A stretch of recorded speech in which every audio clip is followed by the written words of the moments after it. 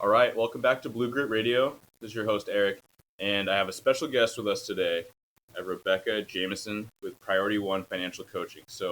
My quick intro is going to be that Rebecca and I met through our Instagram platforms, in our unified efforts to spread wellness in all varieties for first responders, those in police and fire, corrections dispatch, all that good stuff.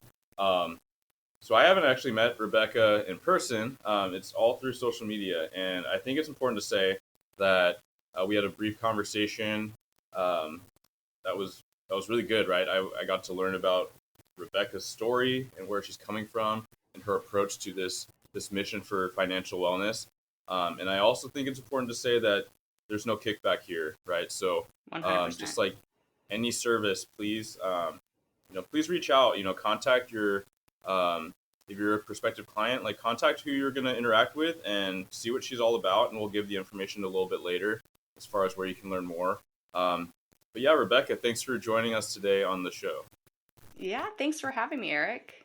Yeah, so I just want to jump into it. I want to ask what your tie-in is with first responder world and how you got into kicking up Priority One. Yeah, absolutely. So my husband is a sheriff's deputy here in California. He's been a sheriff's deputy for, I think, about 7 years now. And so kind of what started our journey is about a year and a half ago. So it was July of 2021. We were on vacation. I was pregnant with our second daughter. I was about 6 months pregnant. And on our drive up there, we had a very long, because we were driving up to Oregon. Yeah. So from where we live, it's about an 9-hour drive. So we had a lot of time to kill and Plenty of time. Yeah, quality time, right? Oh, total quality time, especially when you have two little ones screaming in the backseat the whole time. Yeah. Super patient. Yeah. Fortunately, we did have some time to kind of start talking money. And I think that's kind of a dreaded conversation for a lot of couples, not just first responder couples, but just any couple in general. Yeah. But I think particularly for first responder couples, mainly because the lifestyle of a first responder, the livelihood of a first responder is generally stressful as it is, and money conversations can bring some added stress. And so I think a lot of times we avoid those conversations. And my husband and I decided we're just going to have this conversation because we knew that something wasn't right with our finances. And so by the time we got up there, we had a game plan that we were going to write down all of our debts that we had accumulated together and figure out a game plan to pay those off. Yeah, so I'm curious. And mind you, oh, sorry. Please continue. No, that's okay. Mind you, we're on vacation, so it's not the most relaxing of topics. But the first thing that I did when we got there is I wrote down all of our debts and prioritized them in the snowball method. So from smallest to largest, and we realized that we had racked up about, I think it was close to $80,000 in debt just between the two of us. Yeah. And so it was very shocking. And we realized at that point that he was working overtime because he had to work overtime. And that wasn't the lifestyle that we wanted for our family, especially bringing another kid into the world. We wanted to make sure that he had more time at home and that we had more time as a family. Yeah. And so that just kind of started my journey as a financial coach, basically. Yeah. So sorry for interrupting earlier. I get excited talking about this. But as far as your conversation, right, we're talking about the road trip, the kids in the back. Was there a lull in the action? Were the kids napping, or what? What do you think was the crux of getting this uncomfortable conversation started? Oh, I know exactly what the crux was. Okay. So a few weeks, maybe about a month before we went on vacation, my husband, he had taken his dad to a San Jose Earthquakes soccer game. and they got front row tickets in like this box seat section. Mm-hmm. And my husband's dad, his mom and his dad were from Mexico, so big soccer family. Yeah. And so it was kind of a proud moment for him, I think, to be able to take his dad Yeah. to a soccer game and sit front row. And he had come home after that game and he's like, "Babe, I want to get season tickets." And I was Okay. like, So "Okay." you got bit by the bug. Yep, totally. Got a taste. And he's like, "Don't worry, I'm gonna work overtime to pay for it." The kicker here is he wanted the front row seat season tickets. Oh, it's a full meal Yeah. deal. Yeah. We're just gonna go all out, right? Yeah, we're going YOLO. Okay. And so I was like, "Okay, well, if you have a plan for it, like, who am I to tell you? Like, if you want to put in the work for it, I'm not going to say no."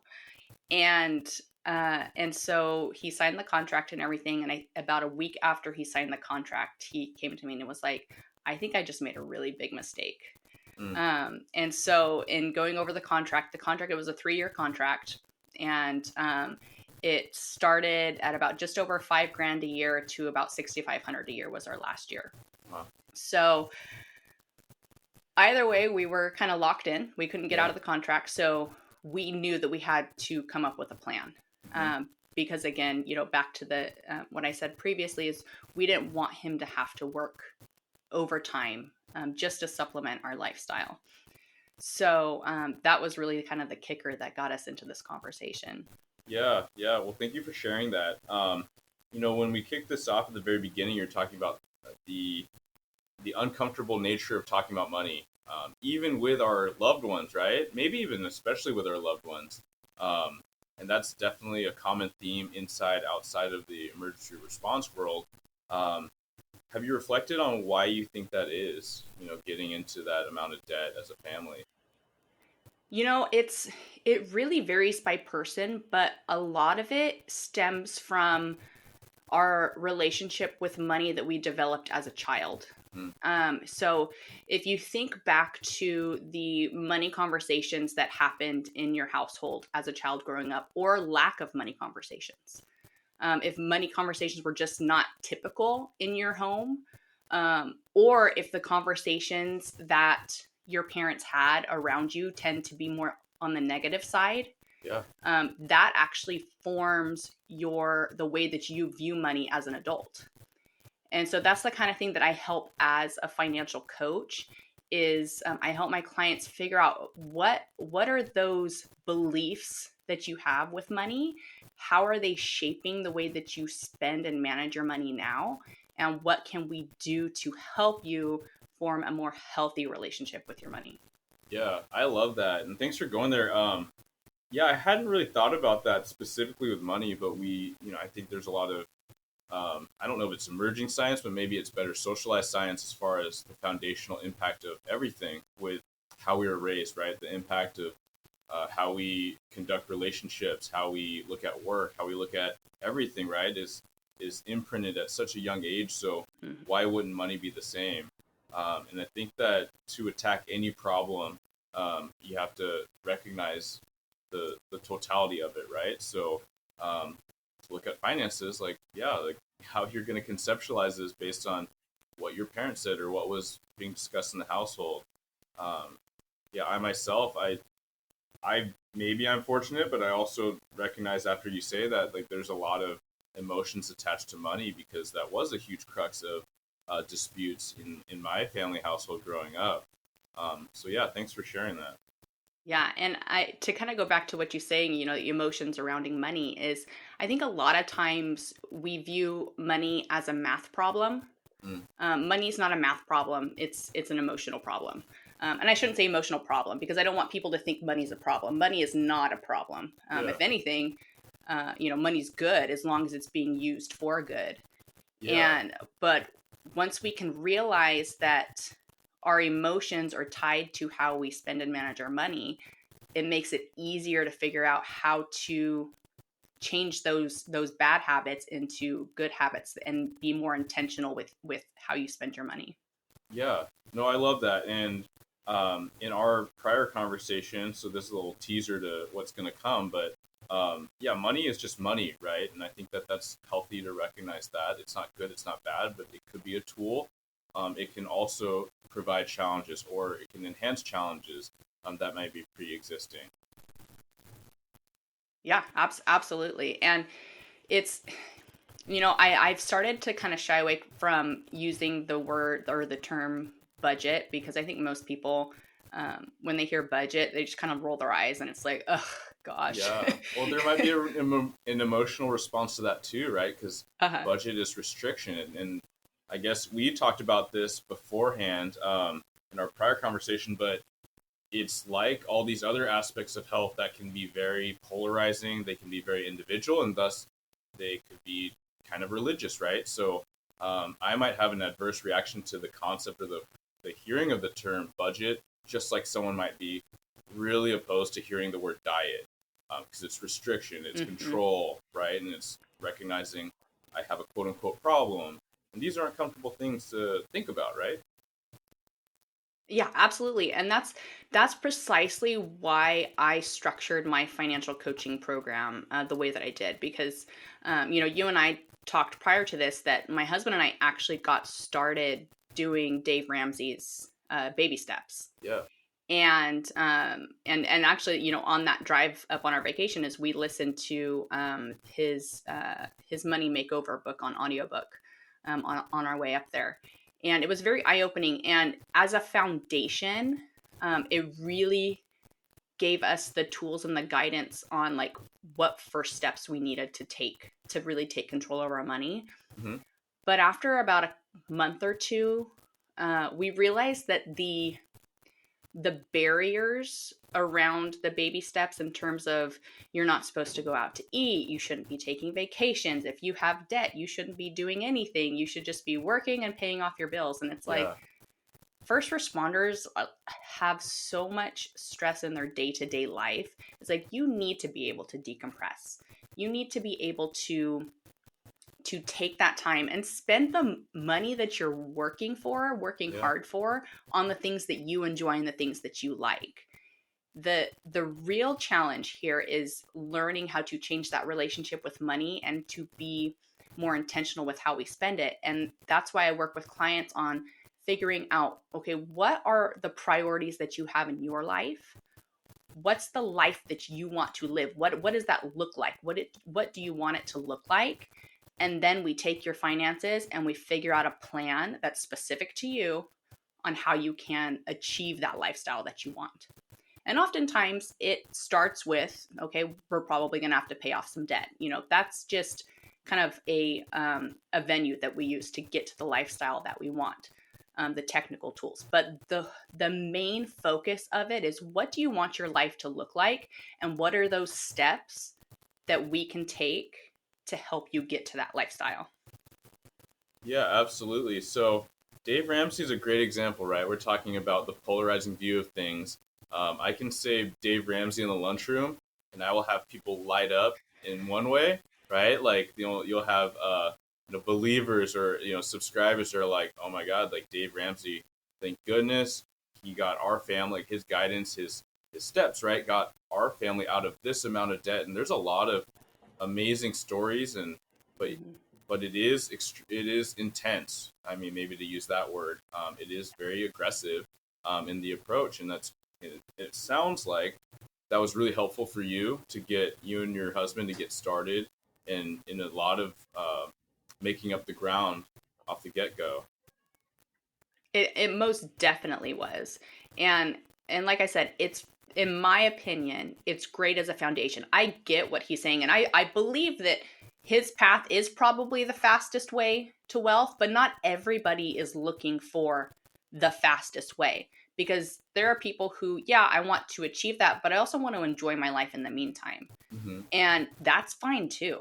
If that's how you want to live your life, that's great. And that's how we decided that we wanted to live our life. Is like, yeah, we probably could have paid off our debt, maybe 6 months sooner. But instead, we decided that we're still going to take vacations, and we're still going to go on date nights, and we're still going to allow ourselves to have some discretionary spending on, little things that are would seem frivolous to some people, but to us, mean something. And I think to have a really well-rounded and healthy relationship with money, you have to be able to balance your responsibilities as an adult, but also the things that you enjoy as a human being as well. Yeah, and I think that that's the key is just like everything health, individuality is a huge factor, right? Sustainability is a factor, compliance is huge. I mean, we talk about that a lot with diet and exercise. Well, what's the best diet? What's the best exercise? Well, it's the one that you are going to enjoy because you're going to do it.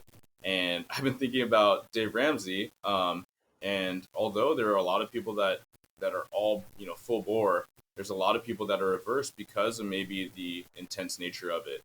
So it's almost like in my head, if you're going to compare it, maybe it's like, hey, I can put you on, a 1,200 calorie diet, even though you're a 200-pound man.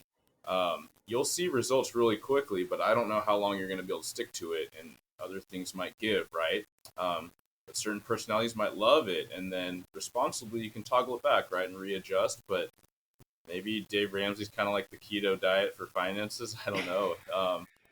Great for some, not great for all. Probably shouldn't say that to him though. Yeah, well, if he has me on a podcast, like I'll take his licks, for the connection piece.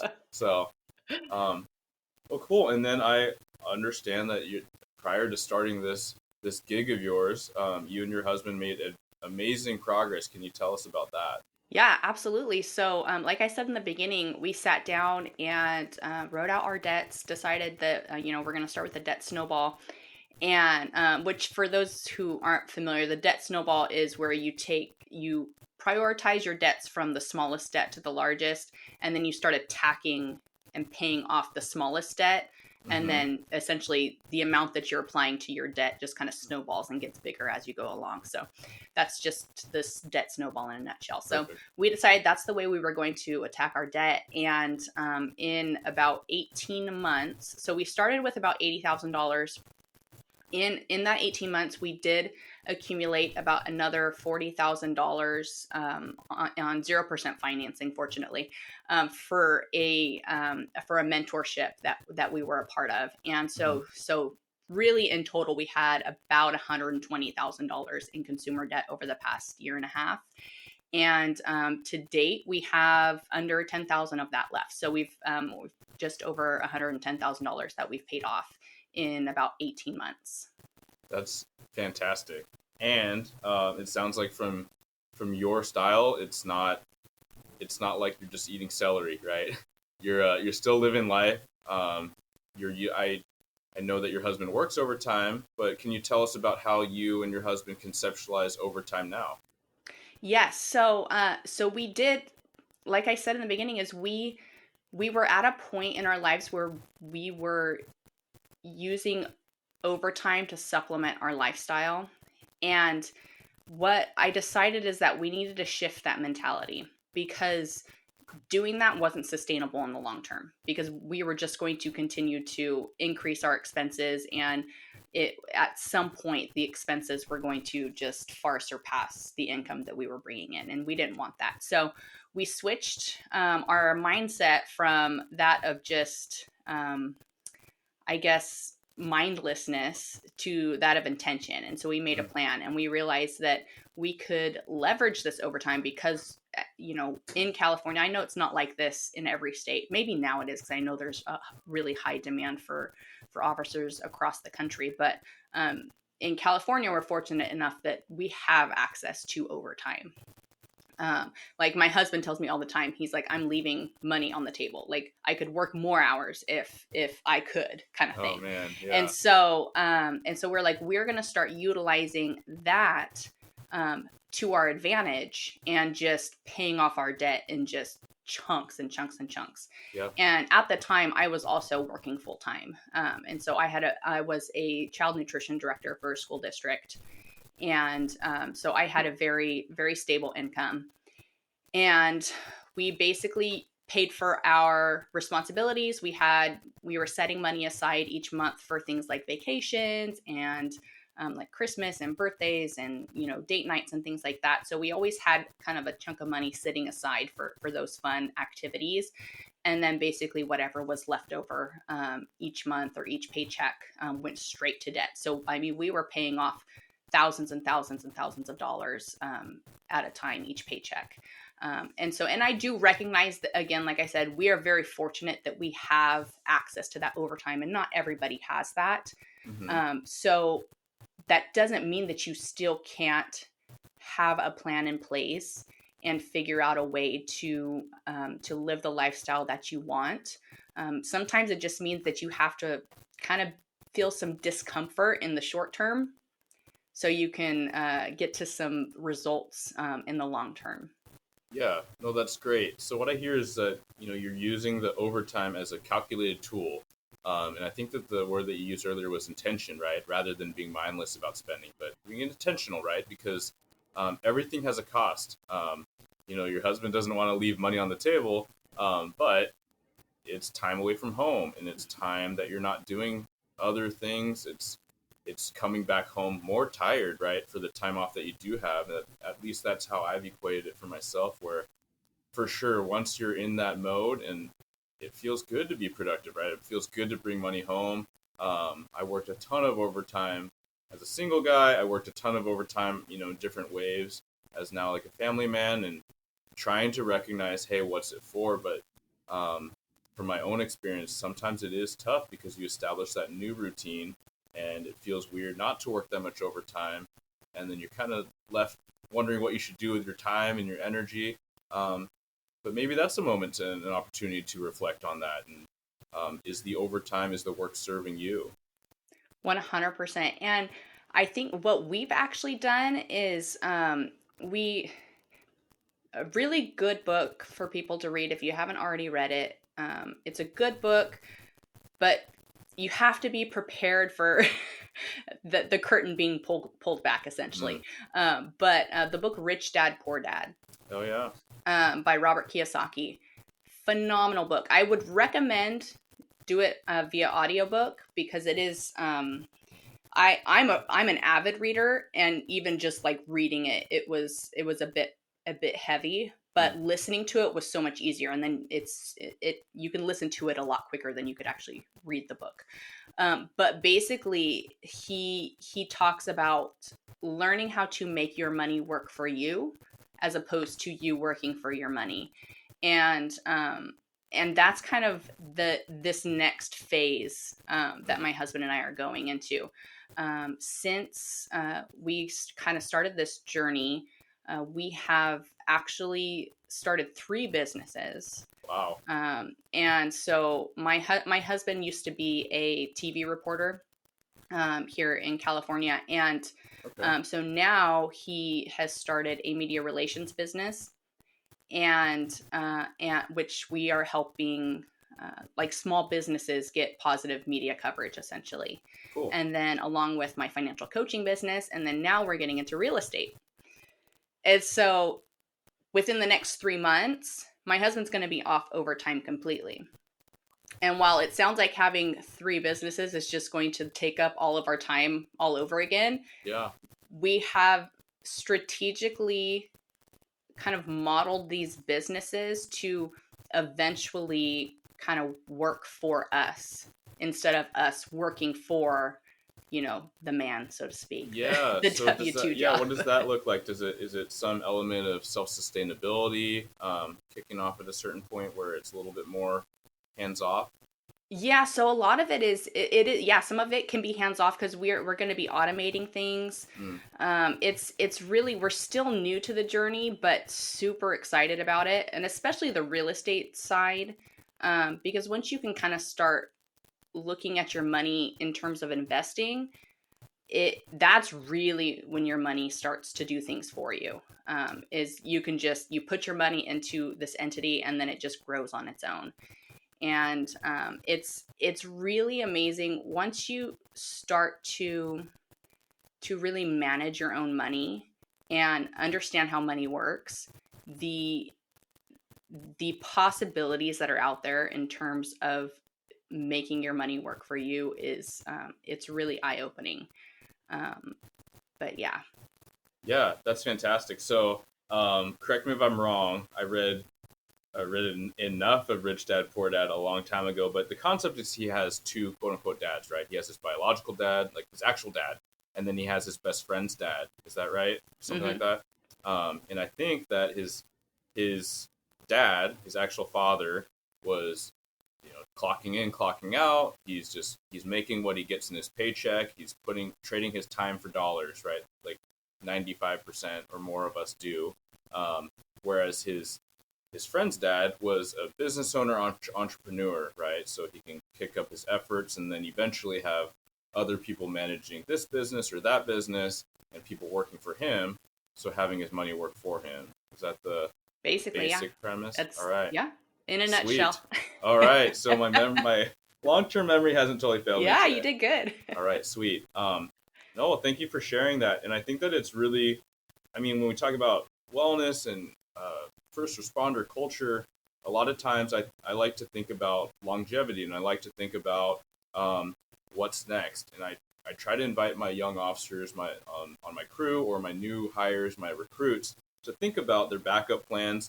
But I think this is an amazing conversation because, yes, in a lot of places here on the West Coast, I'll say, police are compensated pretty well, definitely in comparison with the country. The requirements tend to be higher, and you can have a lot of bonuses. You can have overtime opportunities. I'm thinking about an old sergeant that used to always say overtime was drying up to try to incentivize us to sign up, and ironically, it actually almost was gone because of staffing when he retired. But then the last few years happened, and it's been crazy. But no, you have that opportunity where the money can be an asset and a tool for you, as opposed to just getting you through the temporary pleasure of the grind, right? Whether it's all on trips. I mean, my wife and I, we love to travel, and that's kind of our thing. And I say, please have your thing, but you can't have all the things, right? You can't be the getting sushi 3 times a week at the best spot in town and traveling and the car and the RV and the nice house and the everything, right? I actually I heard a quote recently, and I don't know if this is like an official quote from somebody. I just heard it kind of in passing, but somebody said, you you can have everything that you want, you just can't have it all at the same time. Yeah, yeah, it's the I'm thinking about all these different examples where you can play into that, right? Like, yeah, you can have the burger, but maybe you shouldn't have the bacon and the egg on top, and the fries, and the Coke, and the beer, and the dessert. Yeah, it's moderation in some regard, right? Moderation. It works in many aspects of your life. Yeah, yeah. And coming from I've been tagged as a more intense, extreme person when I pursue things, and so that's my anecdote of continuing to live life and finding that oftentimes extremes are not helpful, right? Certainly in workout, right? You can work out too much at the beginning and hurt yourself and get sidelined, and that wasn't helpful. Or you could just hate it because you didn't have fun doing it, or like this sustainable diet. So I definitely like your approach and how you introduce it. Um, do you have, speaking of newer officers and newer, I guess anyone that's in this emergency response shift work, where you have, I mean, oftentimes for our, especially our younger hires, this is all of a sudden the most money that they've ever had. Definitely, if they're coming out of school where they weren't, they're spending money. Do you have any basic themes or tips that you would want to project out to them? 100%. I think it's really important early on, especially when you are just starting to get, a significant paycheck for the first time, is to have a plan for what you are going to do with that paycheck. And it doesn't necessarily have to be as strict as a budget. I don't even call I call mine a spending plan. I don't call it a budget because it's basically a plan for how I intend to spend my money, that pay period or that month. And so one rule of thumb that is kind of my top priority, and it's the way that I allocate my husband's and my money each month, is as soon as that paycheck hits the bank, uh, whatever amount it is, I take a certain percentage, and it's a fixed percentage each month. So, and this is not a hard rule. This is just what my husband and I do. So, Yeah, anybody can change the percentage rates based on how it fits their lifestyle. sure. But we do 10% automatically to our emergency savings. We do 10% to our goals, and so that includes things like vacation and Christmas and just like any kind of like specialty sinking funds that we have. Hmm. And then we do 5% to each of us for discretionary spending. And we actually just started doing that this year. And the reason being is because we were going so hard and so fast with just putting money towards debt that we kind of forgot to allow ourselves to have some freedom in terms of spending some money how we Yeah. wanted to spend it individually. We were spending it as a team on like joint ventures and things like that, but we didn't have like our own. We weren't allocating to our own identities, our own personal identities. Yeah. And that started to create a little bit of guilt whenever either of us wanted to buy something for ourselves. And so to eliminate that guilt, we decided like, hey, each paycheck, we each get 5% of that paycheck, and the other person can't question how we spend it. It's almost like an element of self-care. Oh, 100%. Because it's one of those things where it's like, if I wanted to go on like a little shopping spree, Hmm. then I could. And my husband, like, there's no like, he can't be like, hey, why'd you do that? It's like, dude, I have the money. And then same Yeah. thing for my husband. So his splurge, and gosh, I love my husband so much. So he's a soccer fan, a huge soccer fan, Yeah. and a WWE fan. Okay. Okay, Yeah. so we're in our last. So he's all about fake injuries. Oh, yeah.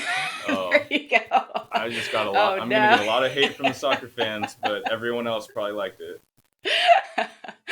So he going into this new soccer season, this is our last season of the contract that we signed up for our season tickets. And so he wanted to get something to kind of like commemorate that. Hmm. So he ordered a wrestling championship belt that is it's a San Jose Earthquake soccer theme. So it's like Oh this wow. navy blue leather belt that has this giant metal decal on the front that has San Jose Earthquake. So that's what he chose to spend his money on. I'm sure you steal that every chance you get. Take it around Oh. town and photo ops. Yeah. So he's I'm picturing this he's been being on like TV a the couple times with it. So okay. he'll say that it's paid for itself. I'm picturing this is like the leg lamp in A Christmas Story. Right? Like it's a point of jealousy maybe, but no, that's great. I love that. So But I'm yeah, so hearing outside of that, obviously you want to allocate to your responsibilities and things like that. But I think the biggest thing is in order to develop a healthy relationship with money, is you have to make it okay for yourself to spend money on yourself. mhm. Period. Because otherwise, it's like what happened with my husband and I is you're going to start to develop guilt around spending your money. And that's the last thing that you want. It's not healthy for you, especially when you're, coming off of a stressful shift. Or, the stay-at-home parent, whoever the stay-at-home parent is, taking care of the kids at home. Both of those roles have different levels of stress, Yeah, and absolutely. we should be able to spend our money in a way that allows us to decompress from that stress and not feel guilty about it. Yeah, I think that's a great example that you could translate into a lot of things, right? So first responders, they have so much time and I just talked to a firefighter spouse, and I think about all the long shifts, but I don't really think about the 3 to 4 day stretch where you don't even see your partner, right? So, and time being an example, being a younger father, I'm not younger, but a newer father, I suppose. Um, my difficulty was spending time at work and then being at home and feeling like I wanted to be present with the family all the time, right? So I cut my workout shorter, all these things, but really to be present, I had to recognize, and my wife, thank goodness, was very receptive in recognizing this before I was, but she's like, you need to go do something on your own. You need you time, and I love you, but I need me time. And so this is almost like another example of that, right? Where you're going to be a whole lot more effective for the family goals of money if you do invest the predetermined amount, the budgeted or the preset amount for you, right? So you can you can enjoy the fruits of your labor. Exactly. And we should be able to. Because why else do Absolutely. we work so hard? Yeah. It's you got to put your own oxygen mask on first. So, um, Right. Exactly. awesome. So yeah, you threw a lot of info out. Is there anything that you would recommend to families, couples talking about this situation, or as they explore? Yeah, we are lackadaisical. Maybe it's a lot of debt, or maybe it's just the lack of intention that you're talking about, as far as things to get started or getting the conversation started.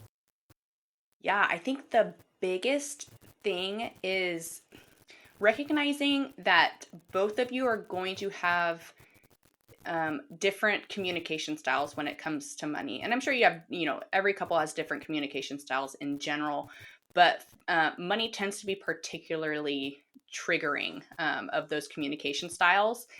And so is trying to have those conversations in a way that you recognize that you're a team in this, right? Mm. And for example, with my husband and I, my husband works graveyards. So it's not one of those things where it's like he gets home and we're going to have a conversation about finances, right? He gets home at 6:30 in the morning. I'm just starting to wake up. It's probably not the best time for us to have a conversation. Yeah. Likewise, like around 4:30, 5 o'clock when he's getting ready to go to work, that's also not a good time to start talking about finances Yeah. because Your head's his in a mind is now different space. switched Yeah. to being on duty, and so he's not going to want to talk about it. So it's you really need to schedule those conversations Hmm. and prep each other ahead of time. Be like, hey, I want to talk about how much money we're spending on groceries. Do you have time to talk about it this Sunday? And just maybe set some time over coffee or whatever. Don't make it such a like a burdensome conversation. Like, try to lighten it up as much as possible. And I think sometimes to start these conversations, if you number one, you don't even know where to start, or number two, a lot of the times your experience is those conversations tend to lead to an argument, Hmm. is to start talking about what your goals are as a couple, Yeah. as a family, and then what your goals are individually, and start there. And don't even necessarily make that conversation about money. Just what are your goals? And then once you get those goals on paper, you both have a conversation about it. You both are aware of what the other person's goals are and what your goals are as a family. Then you can kind of start those conversations of, okay, how can we achieve those goals? Because chances are any goal that you have is going to have some type of monetary value attached to it. There's going to be the need for some kind of financing on Hmm. your part. And so from there, you can kind of start, figuring out, okay, which of these goals is a priority right now? For example, for us, one of our goals is to get my husband off overtime. That's our priority right now. We have a lot of other goals as a couple and as a family, but our priority right now is getting him off overtime. Yeah. And so that's where our focus is. And so it's recognizing that you're not going to accomplish all your goals at one time. It's figuring out which one is of the most value to you right now and attack that goal and then move on to the next one. Yeah. Well, that's awesome. It can feel so daunting taking on any new task, any new goal. But I mean, listeners, just like anything, you can't solve the problem until you clearly identify it and you establish a goal, right? And you can communicate that and then take it out one piece at a time. Yep. Awesome. Well, thanks so much, Rebecca.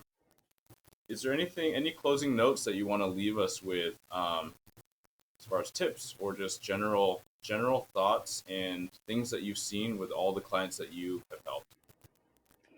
Yeah, I think my biggest thing is right now is I just want people to start to feel comfortable talking about money.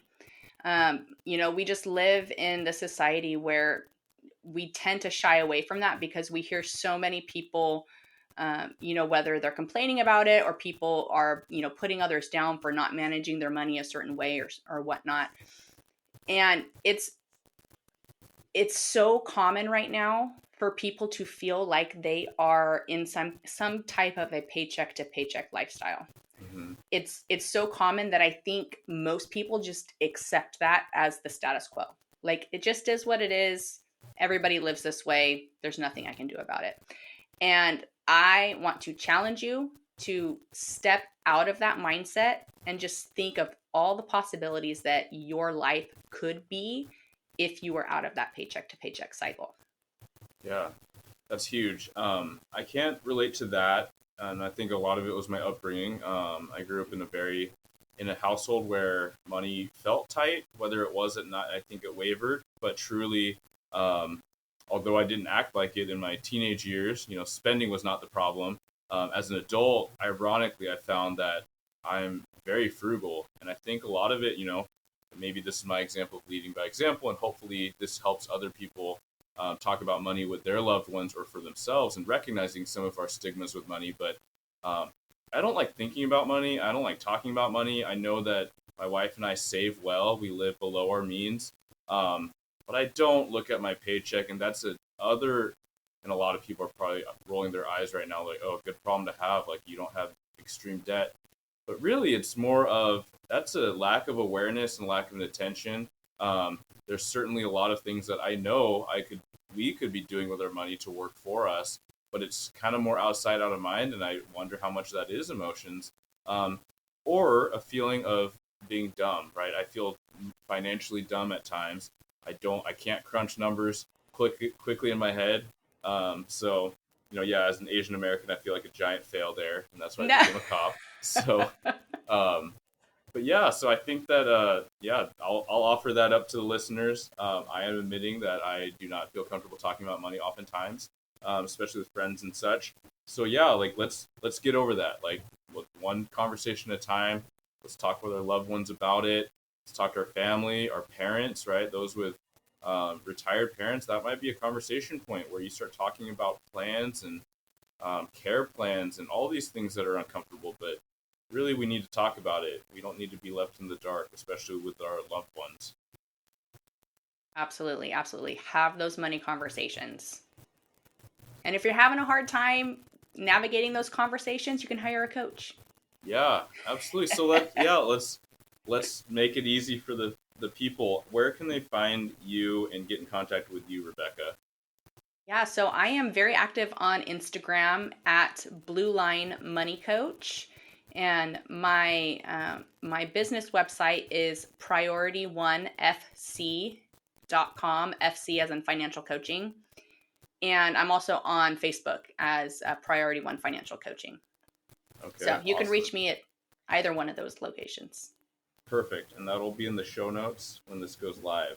Um, all right. Well, Rebecca, thank you so much for joining us, and thank you for giving all this financial wisdom, your personal insight. Oftentimes, you can read something in a textbook, but until you live it, you don't get to that next layer of understanding and then being able to teach. So, thank you for teaching us today, and thank you for spreading that aspect of wellness, so we, whether first responder or not, can all live better and have a healthier lifestyle. Absolutely. Thanks for having me, Eric. Absolutely, my pleasure.